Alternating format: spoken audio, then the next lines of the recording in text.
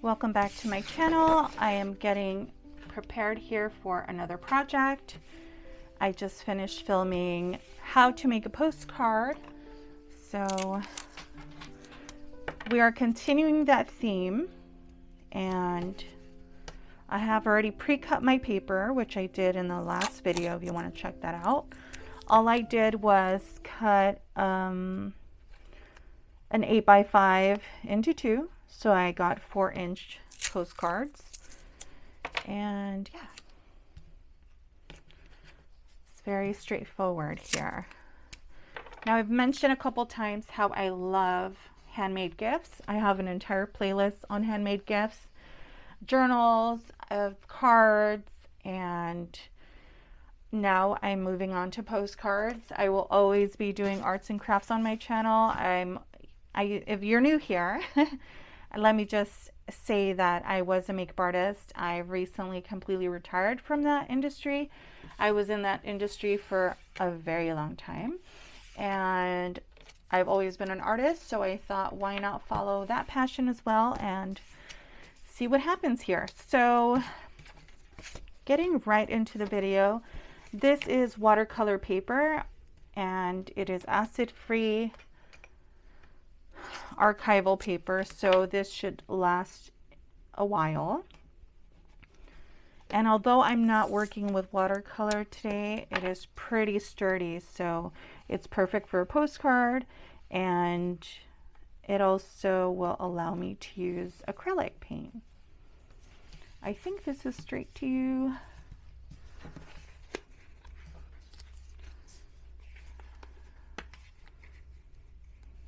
I want to make sure this looks straight on camera here.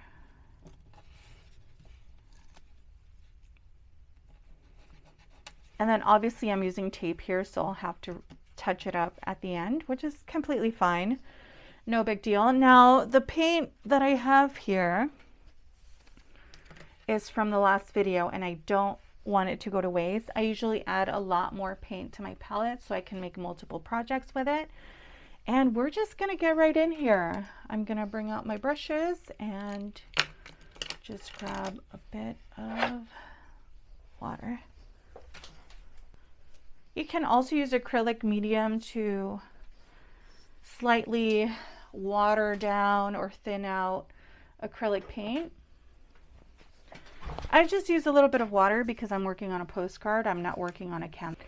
Let's get started. Now, in the last video, if you watched it or if you didn't watch it, I made daisies. And I think we're going to keep on with the theme of flowers and use the same color palette, obviously. But I think now we're going to do more of a different flower.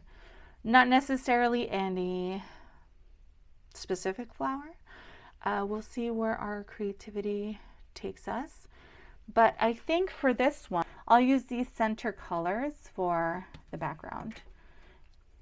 If you haven't checked out the other video yet, please check it out. Then you can see how I used this color palette. I have my towel here. And I'm just mixing these two together at this point.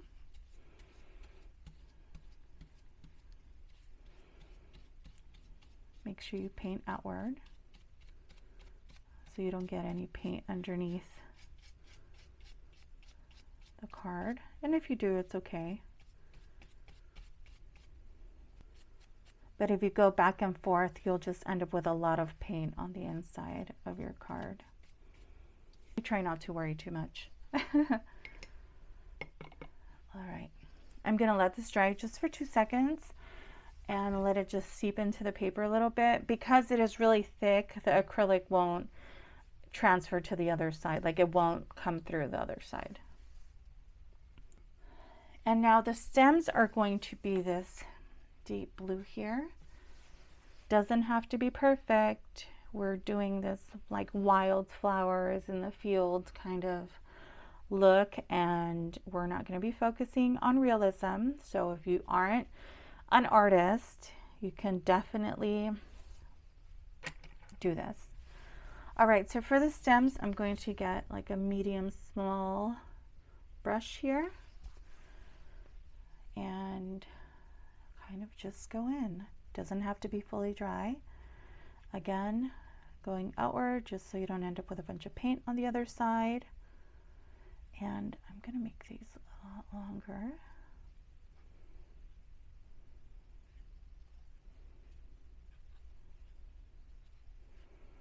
Doesn't have to be perfect. Trying to get away from perfection and worrying so much. This is so freeing coming from someone who does realism. I enjoy this so much. I like the suggestion of something beautiful. It doesn't have to be in your face. It doesn't have to be a realistic rose, daisy, tulip, etc. for it to be beautiful. And I want to keep reminding myself of that. And I am allergic to acrylic paint, unfortunately, so I am wearing a mask. I'm hoping that I don't sound so muffled. And awesome. You can put as many or as little as you want. For my other video, I painted daisies and I used this fuchsia color as the centers. Now, I'm not going to make daisies, so I'm going to use this as my petals. I'm going to use this color for my petals, and I'm going to bring you in just a bit. Yeah, I think I want to do just like a tulip, I guess. Not necessarily a tulip, but the suggestion of a tulip flower. So this one I will go like this.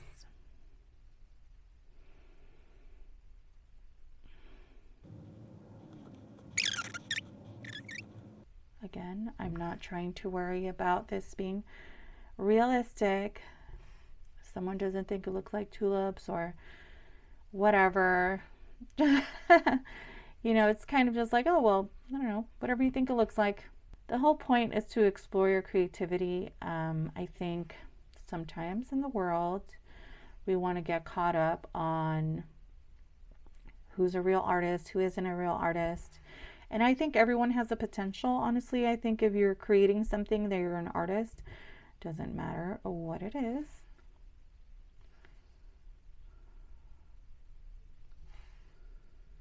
See how I'm like changing the shapes? Totally okay. My background is realism. You know, 6, 7, not even 5 months ago, this would kill me. I would have gone insane thinking, why would anyone create flowers this way? But you know what? It's totally okay.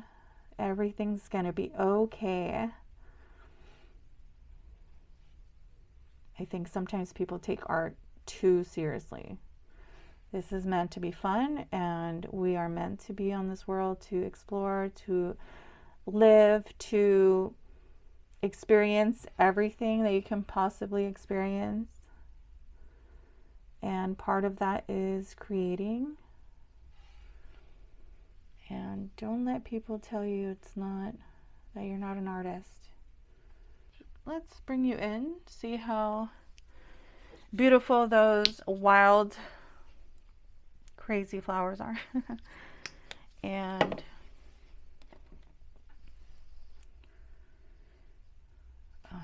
with the thinner, longer brush, I'm gonna bring this in here and just go in thin.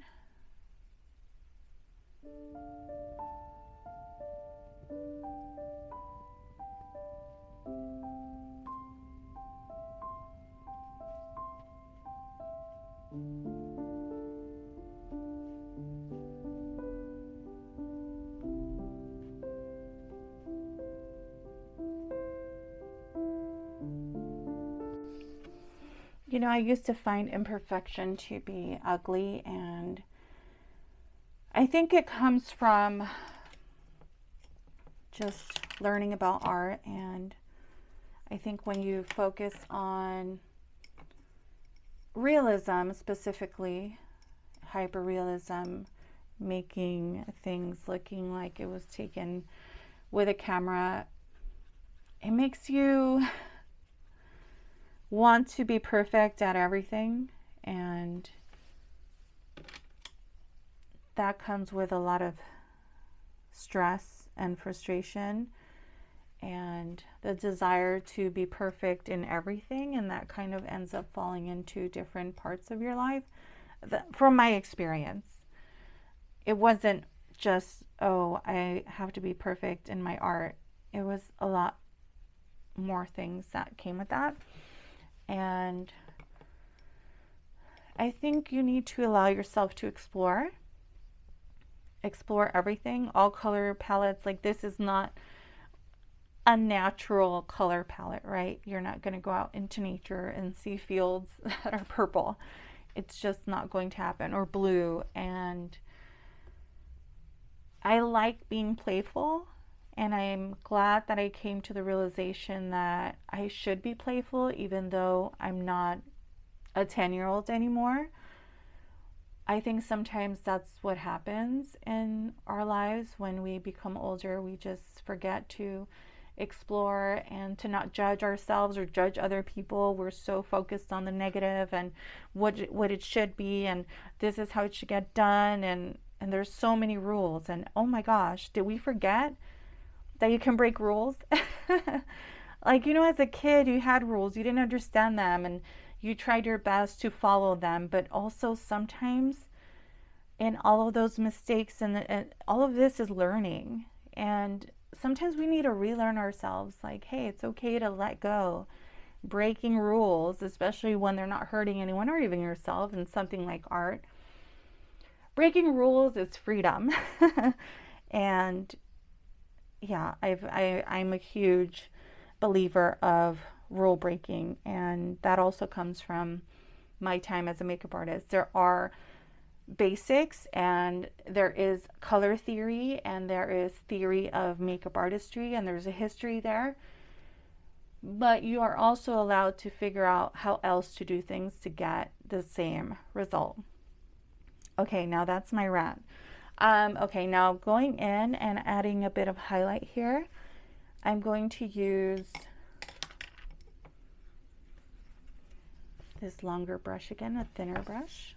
I'm going to use a thinner brush now. And I don't have any more of this little peach here, so I'm going to go in with this light pink. And I'm just going to do not every petal, just a little bit.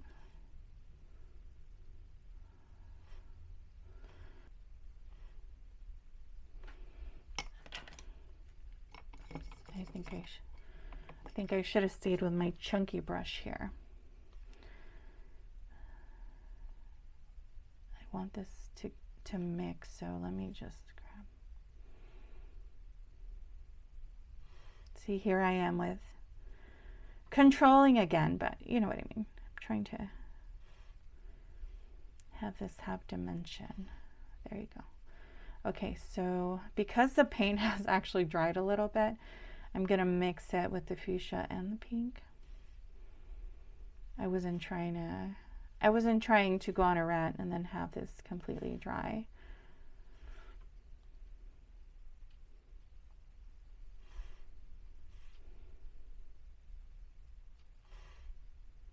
And then you totally could have just mixed the two colors from the beginning, but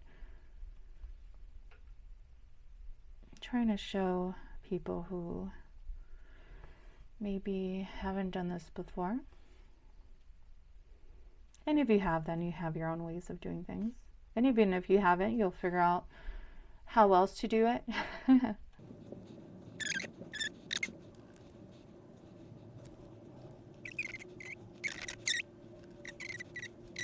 I'm going to clean everything up and allow this card to dry so we can go ahead and put in the lines on the other side. Now you can address it as you usually would, which is to, from, and then put the addresses and the stamp. But I do like adding the center line with the address lines on the side, We'll be right back. I'm going to clean up.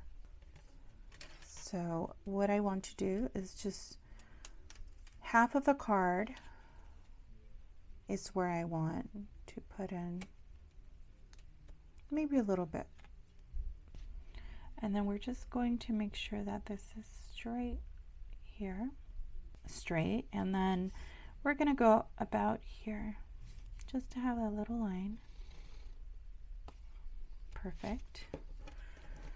Just to divide where we're going to put the address, and then you would write your message on this side.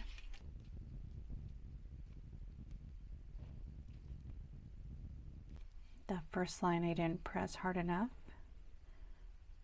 This is watercolor paper, so it's really thick. I don't want to double up on the line, but it's fine. This is just an example here. So let me go over it just ever so slightly. Oh, ever so slightly as I go up. There, you can put your little stamp. And put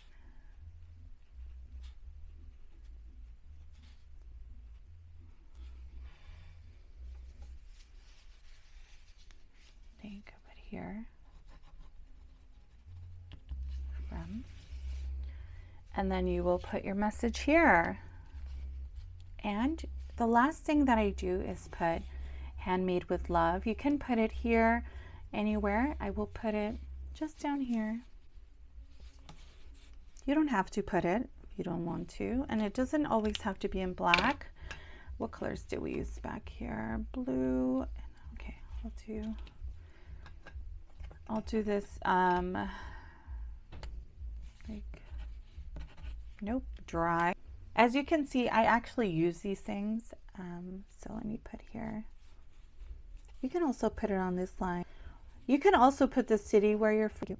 I will put handmade with love. And I always put a heart. I usually put my name and the year. But we'll just put the year for this one. And now you can also spend time and sign it. Let me see if this will go over the paint.